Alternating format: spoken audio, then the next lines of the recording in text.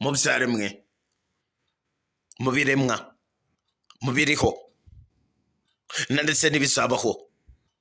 Imana byose yabiremye bishyiriraho uburyo bigomba kubaho. Irema inyamaswa izishyira mu matsinda, iravuga ngo wowe uri intare nazo zimenyera uburyo zigomba kubana, kuko Imana yashyizemo ubwenge bwo kumenya yuko ari intare ikamenya ngenzi yayo. Irema ingwe, irasibwira ngo mwebwe muri ingwe, nazo ubwazo zihita zimenya yuko ari ingwe koko zigomba kubana kuko ari ingwe. Irema n'izindi nyamaswa nyinshi, buri nyamaswa yose ishyira mu cyiciro cyayo kugira ngo zose zijye ziba hamwe mu matsinda yazo. Irema n'umuntu, imushyiriraho imwita muntu kugira ngo ajye abana n'umuntu mugenzi we kandi babane neza, ndetse we imuha n'icyubahiro cyo kugira ubwenge bushobora gutuma na za nyamaswa zindi azigarurira, akazihereza uko zigomba gutwarwa cyangwa se uko zigomba kubaho. Ntangwe cyangwa se nta ntare igwana n'indi ntare ngenzi yayo. Ariko kubera iki abantu bo barwana ubwabo ndetse bakicana? Ntangwe irigana n'indi nkwe ngenzi yayo, ahubwo zifatanyiriza hamwe kurwanya umwanzi wayo, aribyo twakwita indi nyamaswa yose yaba ije kuyataka kandi badahuje. Ibyo byose ni ibintu bituma ziza kubana cyangwa se zikabana neza, kandi Imana irema buri nyamaswa zose iyihereza umutuzo wayo uko igomba kubaho n'iyo igomba kwirinda. Buri wese yihereza n'ubuzima bwayo igomba kubaho. Irema n'ibimera, irabibwira ngo mugomba kubaho n'abantu babaho. Umuntu imubwira ko atagomba kubaho nta bimera bihari, kandi n'ibimera bitabaho nta muntu uhari, kuko ibimera byagombaga gufasha umuntu anariko bimeze guhumeka cyangwa se guhereza umuntu umwuka ahumeka, aribyo bita oxygene mu ndimi z'amahanga. N'umuntu nawe imushyiriraho kugira ngo ajye afasha ibimera kugira ngo nabyo bize gutungwa n'umwuka umuntu ahumeka, aribyo bita mu ndimi z'amahanga carbone dioxide. Ibyo byose rero bikuzuzanya, buri kimwe kikaba kwacyo. Muri ibyo byose yaremye yahaye n'abantu uburyo kibakwihitiramo bashobora kubaho, ariko mu bantu ibashyiriramo umutima wo gutekereza ndetse no kureba kure no gushishoza. Ibyo rero muri abo bantu byababayeho, ni naho hari ibintu bagomba kugendera kugira ngo baze kubaka cyangwa se baze kubaka ubuzima bwabo. Turaza gusangamo ijambo ubumwe. Nituvuga ubumwe ntago dusiga ijambo amahoro, kandi tuvuze ijambo amahoro ntago twasiga ijambo ryitwa ivangura, kuko ari kimwe mu bishobora gusenya ibyo byose byagezweho igihe cyose waba ugishize iruhande. Ariko iyo wagitekerejeho mbere, utekereza n'icyatuma ukirinda kugira ngo ejo amahoro waharaniye atazaba imfabusa. Nge nguhaye ikaze mu kiganiro kubera iki? Nge ndititasi Innocent mu kiganiro ubumwe. Iyo bavuze ijambo ubumwe wowe wumva iki? Nanone se iyo bavuze ijambo amahoro wumva iki? Kandi aya magambo yose akaba yumvikana mu matwi y'abantu bose mu buzima bwa buri munsi, ariko benshi ugasanga bayumva nk'uko imodoka ijyaho ihita yigendera. Ungire wibaze kandi ku ijambo bise ivangura. Iyo bavuze ijambo ivangura wowe wumva iki? Nanone nguko twambye tubivuga rero, ibi byose nta na kimwe tudasanzwe twumva cyangwa se nta na kimwe tudasanzwe tubona cyangwa se nta na kimwe kitatubaho. Ariko tukibaza nti kubera iki abantu tutajye dufata umwanya uhagije ngo tubitekerezeho ndetse tubihe umwanya wo kwibaza kuri ibyo. Buri kintu gitwarwa uko gikwiye gutwarwa kandi mu gihe cyacyo, kandi ikitagenda neza tuyishyire mu ngiro y'umurongo mwiza gikwiye kugenderaho. Kubera iki? Wibaze nanjye nkubaze. Ubumwe, nituvuga ijambo bumwe, abantu benshi mu matwi yabo barahita bumva ijambo gushyira hamwe cyangwa se ijambo ngo ishyira hamwe. Ayo yose namwe mu duce cyangwa se ni tumwe mu dushami tugize ijambo bita iki? Ubumwe. Ubumwe ni ijambo ry'ikinyarwanda umuntu wese akoresha kugira ngo ahuze abantu cyangwa se ahuze abadahuje, cyangwa se arikoresha kugira ngo yibutse abantu bose ko ari bamwe, ko muri wese aremeze nka mugenzi we, ntawe uruta undi, bose bakwiye kubana, ntawe n'umwe ubangamiye undi, nta n'umwe ufite ubusumbane kuri undi, kugira ngo hatazagira uwishyira hejuru. Ibyo bikaza kubyara ibibazo bikomeye cyane hagati yabo. Noneho ibyo byose iyo babigezeho ubihurisha hamwe nibyo byara rya jambo bise iki gushira hamwe, kamwe mu gashami kitwa iki ubumwe. Nguhaye ikaze mu kiganiro kubera iki nje ndititasi Innocent, ndakwibutsa gukora subscribe, like, share, comment igihe cyose waba utarabikora. Ndetse uwo ni umusazi ukomeye cyane muri iki kiganiro, igihe cyose wakumva rero hari abacyagirira umumaro cyangwa se hari uwo cyafasha, nta mpamvu nimwe utakimusangiza kugira ngo dukomeze dufatanye ibi biganiro, kugira ngo dukomeze kandi twaguke no mu bitekerezo byacu, tunarebe kuri ibyo tudaha agaciro tubiha agaciro niba koko ari ngombwa kandi bikwiye. Uyu munsi rero turi ku ijambo ubumwe. Ese koko iri jambo icyo risobanura nicyo rikoreshwa cyangwa ahubwo ryifashishwa bamwe, nanga se rikifashisha bamwe bafite icyo bashaka kugeraho ku bw'inyungu zabo? Kubera iki? Wakwibaza cyangwa ugatekereza byinshi kuri ibi, ndetse buri kimwe no kuri bamwe hariho abatabiha agaciro bakumva ko nta n'icyo bimaze. Ariko ntawe ubuza umuntu wese wishyuye mu mvura kunyagirwa ngo cyangwa se imvura ihite kubera ko we yayigezemo, uwo ari we wese. Cyangwa se nta muntu ubuza undi gutoha igihe cyose yishyuye mu kavura ngo ni gake, kandi akirengagiza koko kavura gato gake ari nako gatusa umuntu cyane kurusha inyinshi, kuko aba yagasuzuguye ngo ntago arakugama. Ni iby'ingenzi ko umuntu wese ushaka kwigarurira imitima y'abantu benshi we yifitiye icyo ashaka kugeraho yitwaza ijambo ngo ubumwe. Kubera iki? Ubumwe nk'intwari imwe rukumbi icyayikoresha izindi zose, ikaba n'urukuta runini cyangwa se n'urutara runini rukomeye rutamenwa cyangwa se ngo rusenwe na buri ntwaro yose ikomeye, kandi bukaba n'ipfundo rikomeye ridapfa guhamburwa na buri wese keretse abagize uruhare mu kuripfundika. Bukaba n'intwaro y'ubukana irusha izindi ntwaro zose, ikaruta n'izindi ntwaro zose kirimbuzi zabayeho, kuko yo ubumwe nta na kimwe wabugereranya navyo, kandi ubumwe butajegajega. Ibyo bikaba n'inzira nziza abantu bakoresha mu kwishiriraho abayobozi babo. Iyo ufite ubumwe nibwo bubafasha kugira ngo mushireho nabo bayobora. Ibyo byose bikabageza ku cyo bise iki amahoro. Iyo bikugejeje ku mahoro, ibyo nibyo bibyara rya jambo bise iki ubumwe. Ese koko kubera iki abantu iri jambo batarifata uko riri, ahubwo bakaryitwarira uko bashaka, buri wese akaritwara mu nyungu ze? Ese koko kubera iki? Kubera iki abantu bakomeza kwitwaza ijambo ubumwe kandi bashaka kubangamira benshi? Kubera iki? Ese koko bwa bumwe buzanye amahoro bukanashiraho b'abayobozi, abo bayobozi bajya babugenderaho ngo bafashe rubanda rwose batarobanuye umukire cyangwa umukene, cyangwa babukoresha nk'intwaro nziza ibaha kwiteza imbere n'ababo, ndetse nabo bari kumwe, umukene agakomeza agakandamizwa cyangwa se agakomeza agakandagirwa n'uwakamurengeye. Ibyo byose bigakorwa ku bw'inyungu zabo bwite, atari n'inyungu z'igihugu. Kubera iki? Ese koko kubera iki? Ubumwe butanga amahoro, amahoro agatanga umutuzo, umutuzo ugatanga ubuzima bwiza, ubuzima bwiza bugatanga umudendezo, umudendezo ugaha umugabo n'umugore kurongorana, abana bakavuka, abandi binjira,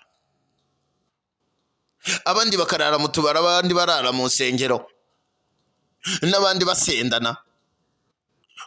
Umuntu umwe cyangwa bangahe bagashaka guhindura ubuso mu kanya nk'ako guhumbya ku bw'inyungu zabo n'ibyo bashaka kugeraho byabo bwite, bakaza ibyo byose bagasiribanga bagakubita hasi.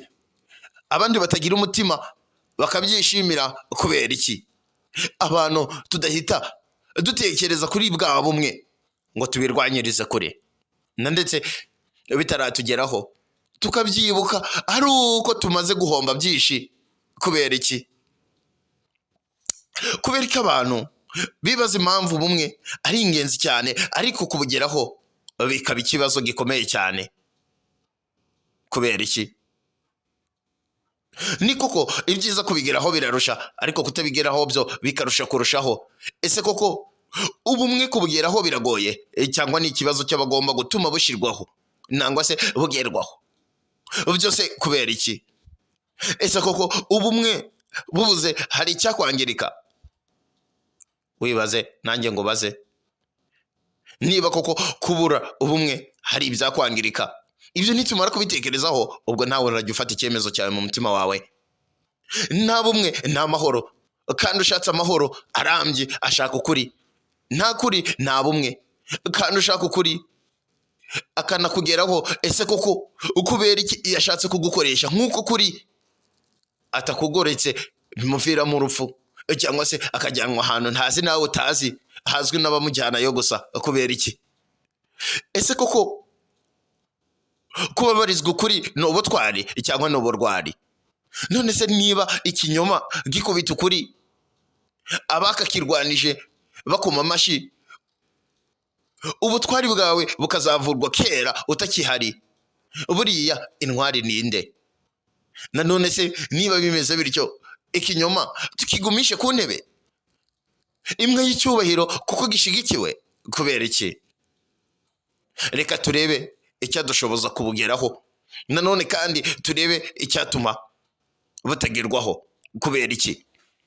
Ibi nabyo tubirebe. Ese ni iki cyatuma ubumwe bugerwaho, cyangwa se ni iki cyatuma budashobora kugerwaho? Uko kuri bamwe bakagucaho bakureba, cyangwa se bakagira icyo bavuga babangamiye ku ruhande runaka, cyangwa se babirikiye ikintu runaka ku by'inyungu zabo bwite. Aha rero ni wo mwanya kugira ngo twe tuvuge igikwiriye cyose kugira ngo ubumwe bugerweho. Na ndetse nawe hari ubwo waba warabugezeho cyangwa se warabubwiwe ariko ntubwiteho. Ubumwe ntibwagerwaho hari ubusumbane. Igihe cyose hari ubusumbane mu mategeko, ubumwe ntibwagerwaho. Itegeko rireba uyu undi ntirimurebe, ubwo bumwe ntabwo bwagerwaho. Bwagerwaho buti? Igihe umwe ryaba rimureba undi ritamureba, kubera uwo ari we, hari ukwiye kubazwa n'udakwiye kubazwa. Ibyo ntibyageza abantu ku bumwe, ahubwo icyageza abantu ku bumwe ni ukuringanira imbere y'amategeko no gushyirwa mu ngiro kuri bose, atari kuri bamwe na bamwe, cyangwa se kuri benshi, ahubwo kuri bose kandi mu nzego zose. Icyo ni kimwe cyatuma ubumwe bugerwaho. Nanone se kubera iki abantu babivuga ariko kubishyira mu bikorwa bikabananira? Kubera iki? Umbaze nanjye nkubaze. Nanone ubumwe ntibwagerwaho igihe haba hari ivangura, wumva ko uyu akwiye ibi uriya atabikwiriye, mbese hakaba hari ukwiye kuyobora undi atagikwiriye kuyobora, we atabikwiriye, cyangwa se hari ukwiye gutanga igitekerezo kikumvikana undi we nticyumvikane cyangwa kigafatwa ukundi. Nanone ubumwe ntibwagerwaho hari ironda akarere, wumva ko uwaha ari we ukwiye byiza, cyangwa se ari we ukwiye, ari we mwiza, uwo hariya we atabikwiriye kandi ari na mubi, uwo nguwo ari n'umwanzi w'igihugu. Ese koko kubera iki? Ese ibyo byatugeza ku bumwe? Wibaze nanjye ngubaze. Nanone kandi ubumwe ntibwagerwaho igihe hatari kubabarirana no kwihanganirana bitari ukurenzaho, kugira ngo ejo hatazagira akabazo kaza kuba hagati muri mwe. Ako kantu gato mukagapfa, mugatangira gucurirana ibyahise, kandi ibyo byose iyo bidakumiriwe kare bibyara umuriro utazima, kandi ukazima utwitse byinshi. Ibaze nawe ibintu bishobora kubyara umuriro utazima, cyangwa se wanazimwa ukazima umaze gutwika byinshi, kubera ko abantu tutaza kubyirinda. Kubera iki? Ikiganiro ni kubera iki muri kugezwaho nanjye Titasi Innocent.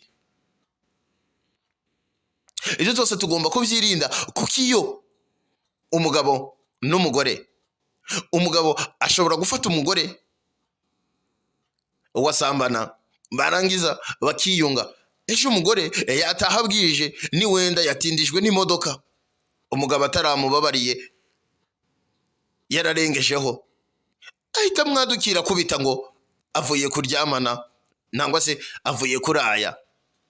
Ubwo intambara ikabira rose naho anyuze akajya agenda yihishe cyangwa se akagenda n'ipfunwe kubera ko bagenda bamwita indaya. Ibyo bikaba byanatuma amugirira nabi kubera gutotezwa kubw'isoni nanga se kubw'ikosa rimwe yakoze. Kandi umutoteza nawe yarasambanye ariko we ntabwo yafashwe, uwakiyita marayika. Kubera iki? Wibaze nanjye ngo baze. Ntago bishoboka na rimwe ko umuntu wababariye cyangwa se ubabariye nabi yishimira uwamuhemukiye, ahubwo ahora iteka amutega umutego wo kugira ngo yihorere, ariko binyuze mu zindi nzira, kuko undi we abazi yuko yababariwe. Yo, kubera iki? Wibaze nanjye ngo baze. Nta nubwo ubumwe bwagerwaho abantu bafite ivanguramoko mu mitima yabo, kuko ugize ikintu cyiza ashaka kugeraho cyangwa se gukorera rubanda, yita ku ruhande yaba abarizwamo, agapfukangiza urundi cyangwa se agatonesha bamwe abandi abatoteza. Ibyo bitera uruhande rumwe kwigumura, bagatangira guhemukirana, kandi ibyo bigatera impfu za hamwe na hamwe kubera udutsiko twa bamwe dushaka kwihemura ku bandi, kandi n'ibisambo bikiyongera. Iyo umuntu yifitemo ivanguramoko ahorana ubugome bukabije, akavunika mu mutima we, kandi kuko uko umutima we ubonye uwo adashaka, bahuriye mu bikorwa runaka by'inyungu rusange, ashaka ukuntu bipfa ngo abone uburyo abeshera mugenzi we, atanitaye ko bari mu bikorwa bifitiye rubanda akamaro, atari n'inyungu ze bwite, kugira ngo bamwirukane asigarane n'uwo ashaka. Kubera iki? Abantu ibi byose tubizi ariko tukabirengaho tubireba. Kubera iki? Nta nubwo kandi ubumwe bwagerwaho hariho ibyo bise kwikubira, aho usanga ibintu rusange bifitwe na bamwe, abandi bo ntacyo bafite, nta n'ubitayeho. Ibyo bibatera kwigumura cyangwa se bakagambanirana, cyangwa se bakagambirira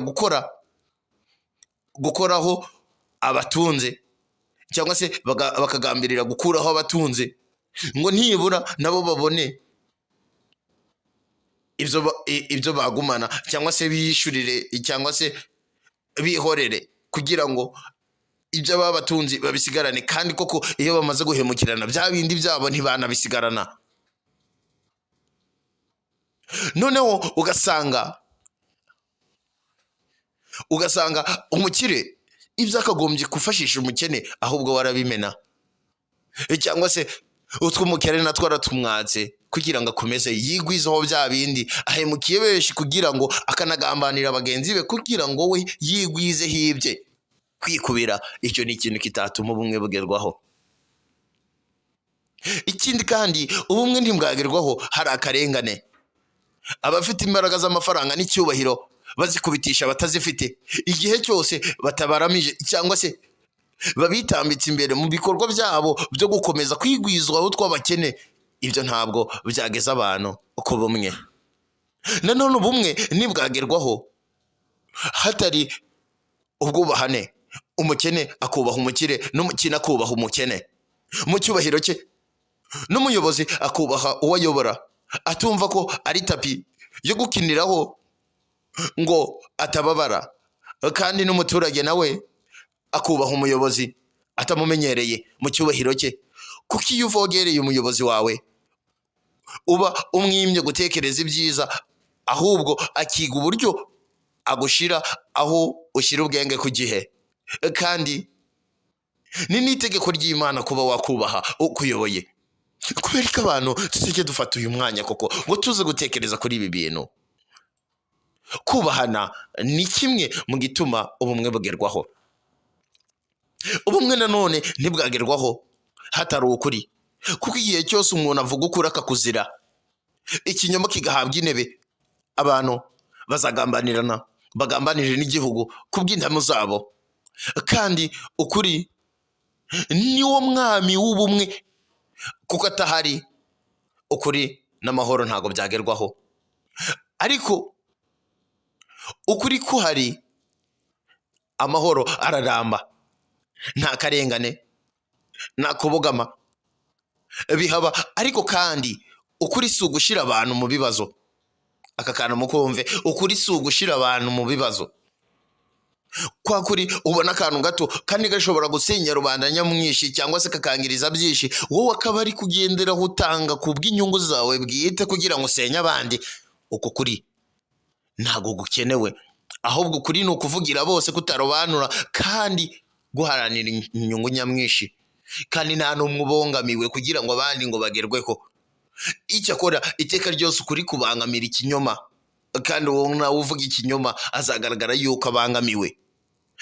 Reka ukuri tugukoreshe tubangamira ikinyoma gusa, aricyo kurengera benshi, nubwo kuzirwa benshi bakuzira. Kubera iki uko kuri gukomeje kuba inkomeye mu bantu kandi ariyo nkingi ya mwamba y'ubumwe? Kubera iki? Ariko kandi ukibaza impamvu benshi twitwaza akantu gato ngo dusenye byinshi. Kubera iki? Kubera iki dukomeje gukoresha akantu gato? Bamwe ugasanga umugenzi we afatiye undi mu kibazo gitoya cyane akagikoresha kugira ngo asenye byinshi cyane byagezweho. Kubera iki? Ubumwe ntibwagerwaho nta buyobozi bwiza bubareberera. Ubwo bumwe bwagerwaho igihe cyose hari abayobozi beza kandi babereye abaturage, kandi nabo babumvira, ntabwo butabakandamiza. Ubwo ni ukuvuga ngo ubumwe, abo bayobozi iyo bahari bagomba kuyobora neza abo bayobora kugira ngo barusheho kuzuzanya. Ibyo ni bimwe bizana ubumwe. Igihe cyose umuyobozi akandamiza uwo ayoboye, ubwo bumwe ntibwagerwaho, cyangwa se amukandagira ku gakanu ku bw'inyungu ze bwite, ibyo ntibyagerwaho. Kandi noneho igihe cyose uyoborwa nawe asuzuguye umuyoboye, ibyo bintu ntibizatuma ubwo bumwe bugerwaho. Cyangwa se umuyobozi akoresha ubuyobozi bwe kugira ngo yigarurire ibya benshi ku bw'inyungu ze bwite, abandi bakomeje gukandamizwa bashyirwa hasi. Iwe yumva ko itegeko ritamureba ahubwo rireba abayobora, iwe kurirengaho bikitwa uburenganzira ahabwa n'itegeko. Ibyo byose ntabwo ari bimwe byaza kugeza abantu ku bumwe. Kubera ko abantu tubizi ariko tukabyirengagiza nkana, yewe ugasanga n'uwakabishize mu bikorwa ari we ubaye uwa mbere kubisenya. Kubera iki? Urwanga, umwiryane ni intwari ikomeye irimbura igihugu n'abanyagihugu, kwica mu bice. Ibyo bikamara ba nyirabyo, bigaha umwanzi icyuho cyo guhirika cyangwa se cyo gutuma igihugu gisenyuka, cyangwa se bigaha umwanzi icyuho cyo kugira ngo yigarurire imitima ya ba bandi bose bahugiye mu bintu by'imyijyane. None se kubera ko abantu tubizi cyangwa se tuzi igikwiye ariko kubishyira mu bikorwa bikatunanira, inzangano n'amacakubiri n'ubugambanyi kuri bamwe, ugasanga byuzuye abantu guhemukirana cyangwa se kugambanirana. Ibyo se bimariye iki ba nyirabyo? None se abo bantu babikora bo n'igihe nyungu bunguka ko n'ubundi amaherezo yabona bo birangira bibagarutse? Kubera iki abantu tutajya tubitekerezaho? None se abantu babanye mu mahoro, ibyo bintu nibyagira kure kandi bikabyarira umusaruro igihugu n'abanyagihugu. None se niryara abantu bazavuga ubumwe kandi butari mu mitima yabo, ubwo bumwe buzagira kuki? Ukomeje kumva iki kiganiro, ndagusaba kugira ngo ubumwe ubwimakaze mu mutima yawe, kandi ubumwe ng'umusemburo mwiza uzana amahoro, urwanya amacakubiri, kandi amacakubiri akaba indwara imwe nziza rukumbi ikomeye isenya ubumwe. Ibyo byose niba tutaza kubyirinda nta na hamwe tuzagera. Ndakwibutsa ko ikiganiro ni kubera iki ugerwaho nanjye Titus Innocent. Ndakwibutsa kandi ko niba utarakora subscribe wayikora, ugakora share, like, comment. Ikiganiro nakagaruka. Ese ko kubera iki abantu bamwe bavuga ibintu ariko kubishyira mu ngiro bikabananira, kandi nabo bagaragaza ko ari bo babihagarariye? Ugasanga umuntu aravuga ngo arubahiriza umucyo kandi ari we wa mbere wica. ugasanga umuntu aravuga ngo iyi myifato ni mibi kandi we ari